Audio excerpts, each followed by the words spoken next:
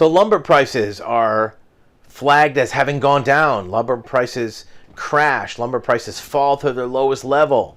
Does that mean it's over? Is the lumber crisis done? Is the real estate crisis done? Does everything kind of go back to where it was and we all kind of pack up our anxieties and go back to 2017-18? No, that's not what it means. So don't let the headlines fool you. Lumber prices are down, but it says fall to their lowest level in 2022. What does that even mean? It's only May. That just means it's the lowest in the last 4 months. It means nothing. And mortgage rates are higher. Sure it is. It says dent housing demand. Well, dent might be a good word. The way this headline reads, it's almost like things are crashing and getting back to normal. But think about if you ever had a dent in your car. Did it ruin the car? Did it really change what the car was all about? No. So if there's a dent in housing demand, that's not going to change anything. So let's talk about lumber price first. What does that mean? Lumber prices fell below $800 on Monday. Well, a couple years ago, they were at $400. So it's still double of what it was. Lumber is double. Let that sink in. Lumber is still double. Now, it's 30% year-to-date decline, and that's because it was at $1,200 in January. But it's at $800, which is still double. It's not going to make a big difference in affordability compared to a few years ago.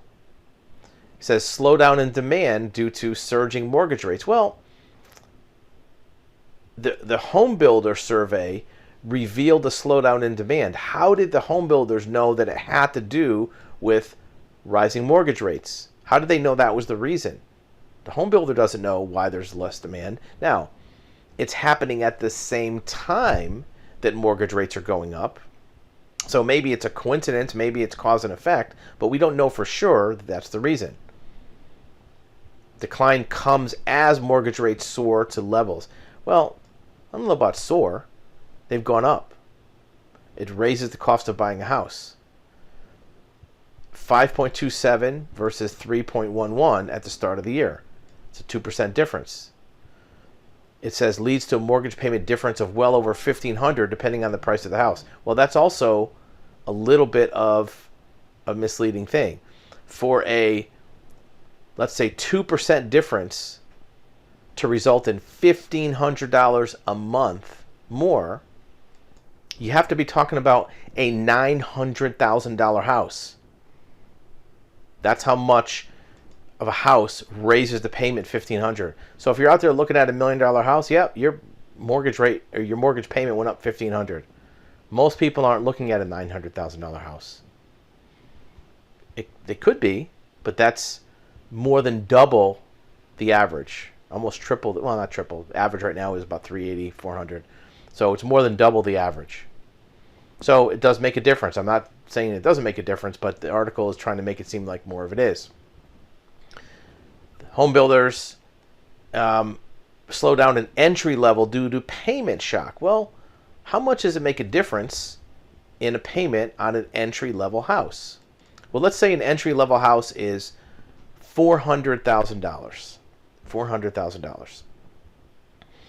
And you have a 2% increase in rate on a $400,000 house.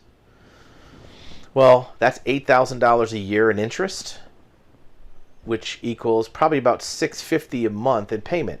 Is that a significant amount more? Sure it is. That's a pretty decent jump. $600 a month. But is it payment shock? Well, it could be. But is that the reason why buyers are pausing? It may be. It says first-time buyers may not qualify. Debt to income gets out of whack. They may not qualify for that house, but they may qualify for something else. So we can split hairs and argue about the interest rates all we want, but the most important thing about this article is the lumber price. It's still at $800. And as we've seen before in other videos, it's gone up and down over the last couple of years. It's been below $800 before and then back up to $1,200. So the key to lumber prices is it's volatile. It's volatile. It's jumping up and down all the time. Builders can't count on the fact even that it's $800 because even if you price out your lumber package right now, by the time you get your permits and site work and foundation, everything in place, it might be 6 or 8 months down the road. Well, 6 or 8 months, it might be back up to 1,100. It's probably never going to go back down to 400 again, or 500 even. The market has already shown it can absorb near 1,000 on a regular basis and still build homes. Interest rates will have some effect. But remember, interest rates were way more than this. They were almost double this in the 80s and 90s. They were 7, 8, 9%, even over 10, double digits. People still bought houses, built homes. Homes were cheaper. Incomes were less too. So, yeah, the lumber prices are down, but it's not a dramatic return to normal. It's not even really a crash. It's a temporary decline. And if you're a builder, you still have to plan on your lumber package maybe being back up to 1,000 or 1,100 by the time you execute your buy. Unless you want to buy it now and store it for 6 months, which most builders don't want to do. Probably going to cost you a few grand to do that. You can have some loss and damage in the meantime. You want to buy it and have it delivered when you need it. You don't want to move it twice.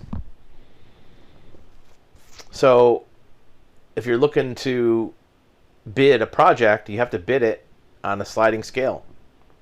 If you're a homeowner that's doing an addition, remodel, new build, your prices are going to still come in at what the average has been, the rolling average for the last 3-4 months.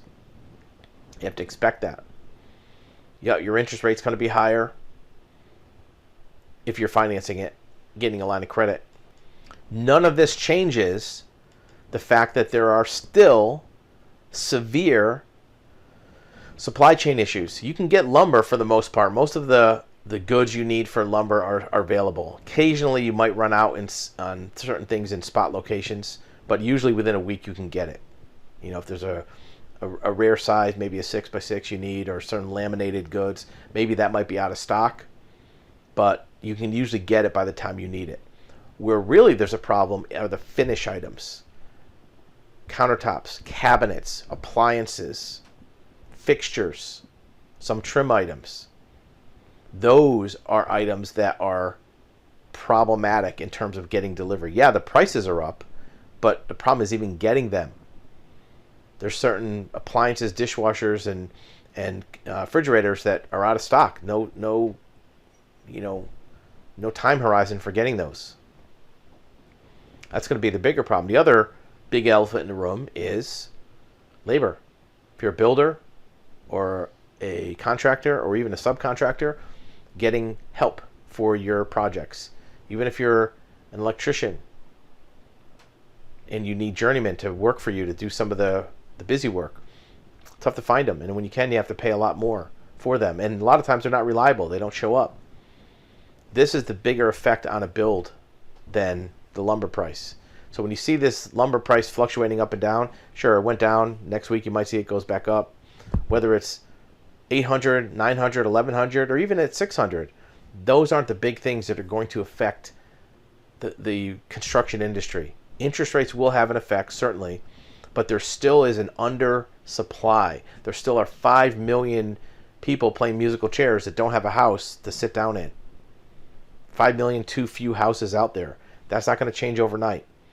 Interest rates are just going to make it more painful for that renter or that person who doesn't have a home that's moving out of their parents' house, graduated college, to buy a house, and they still have to buy something. It's just going to be more painful. It'll have a little price pressure on the upper end at the margins, but not necessarily change the number of houses that need to be built. That's still going to be consistent. Put your comments below. Let us know what you think. Ask any questions. We want to hear from you so we know what are the hot button subjects, the sensitive topics to discuss in future videos. And if you're a contractor, let us know what your experience is. What are you seeing in the market? What are your clients saying? Are they sensitive on price? Are they sensitive on time? Do they want to get done soon so they don't get shut out on their interest rate for their home equity line? There's also a stealth factor where people are doing that great resignation. They want to quit their job. They want to not work for the man anymore. But if you're buying a house, you can't quit before you close on your deal. So if you're building a house, until that house is built, done, closed, you're moved in, you have to stay locked into your job. And if every day you go in hating it, that might put pressure on you as a builder. So let me hear what your feedback is from your clients, whether it's a remodel client, an addition, or even a new home build. We'd love to hear it.